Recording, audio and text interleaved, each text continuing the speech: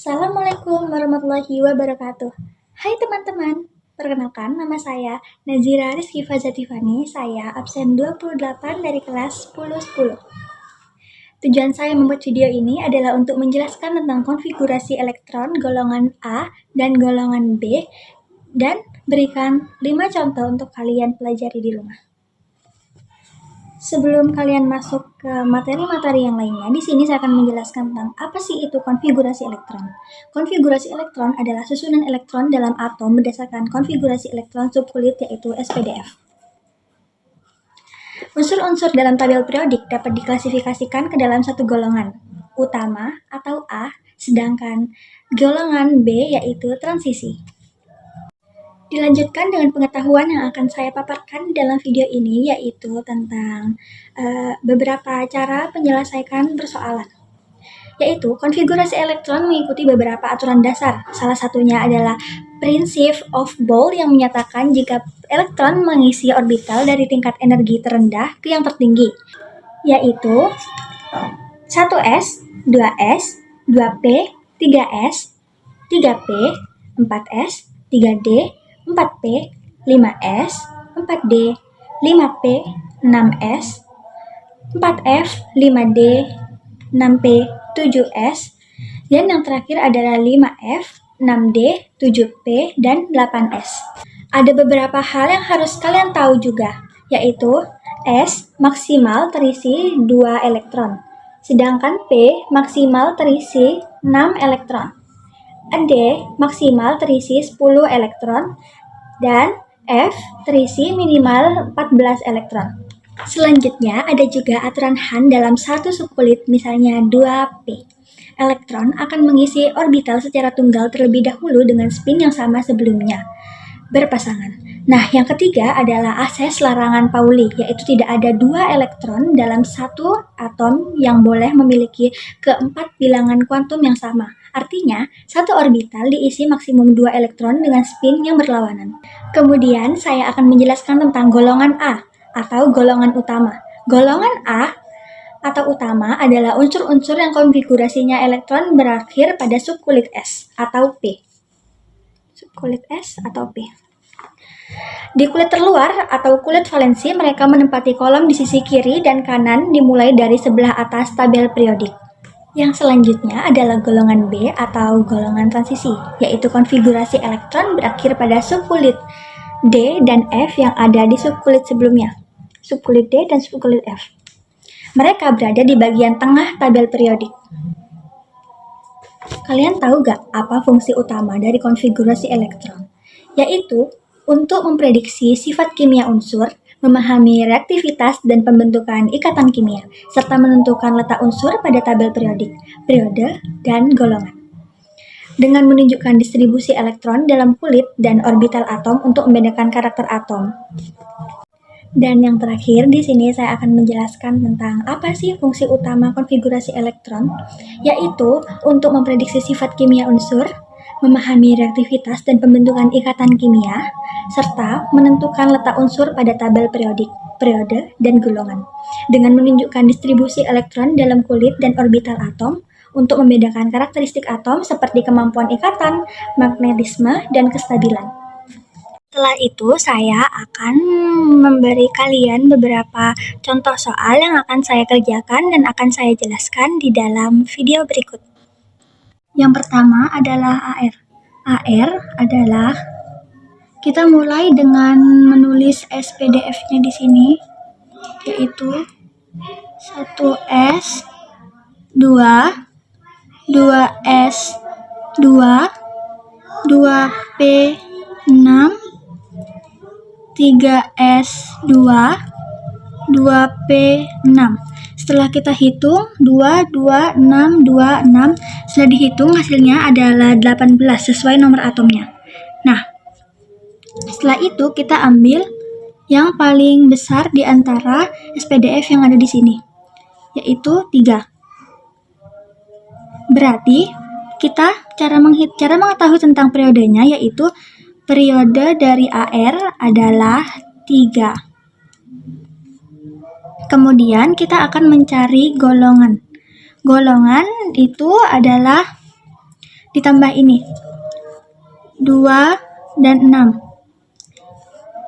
Karena kita ngambil dari yang paling besar di depan 2P6, di depan angka yang paling terakhir, yaitu 8. Berarti 8.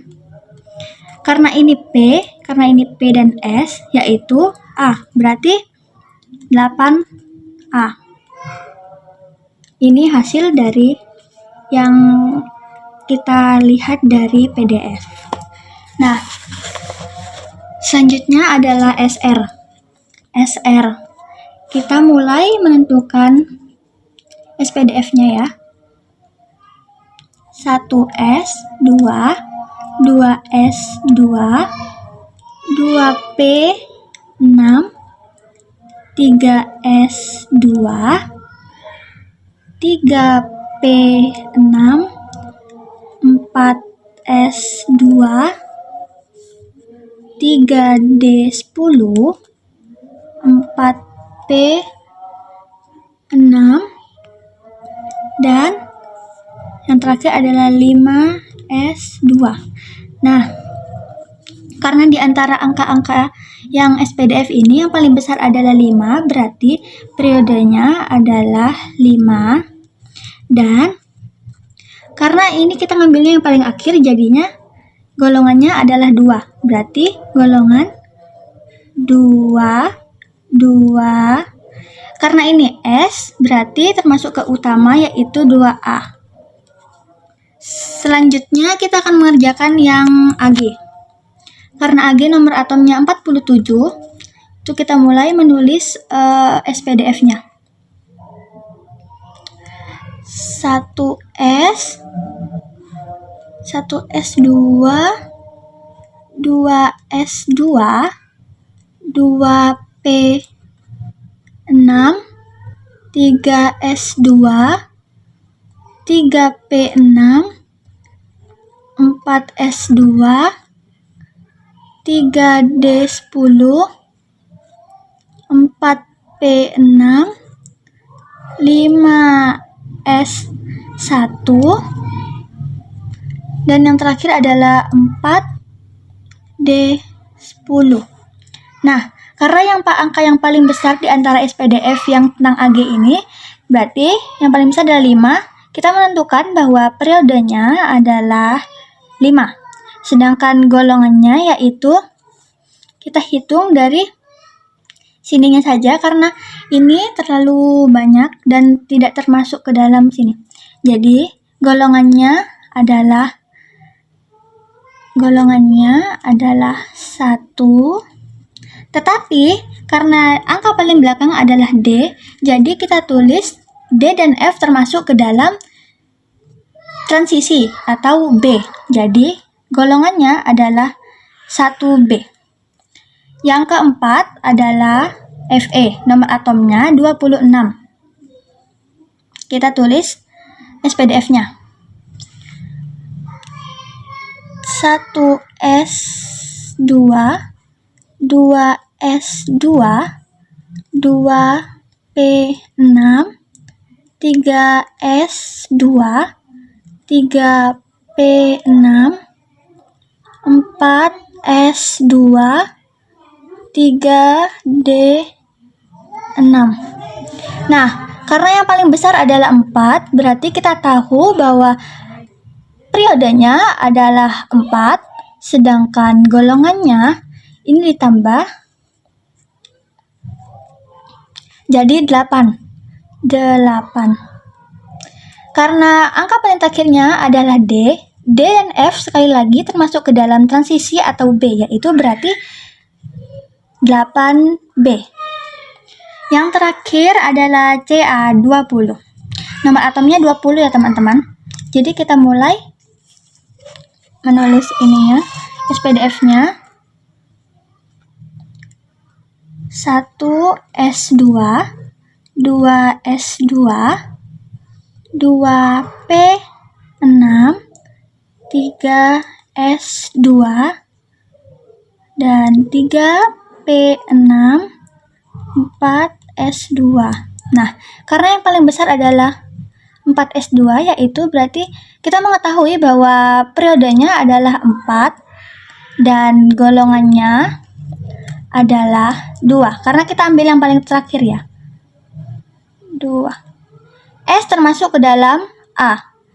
Sekali lagi, S dan P termasuk ke dalam utama, sedangkan D dan F termasuk ke dalam transisi. Berarti ini A.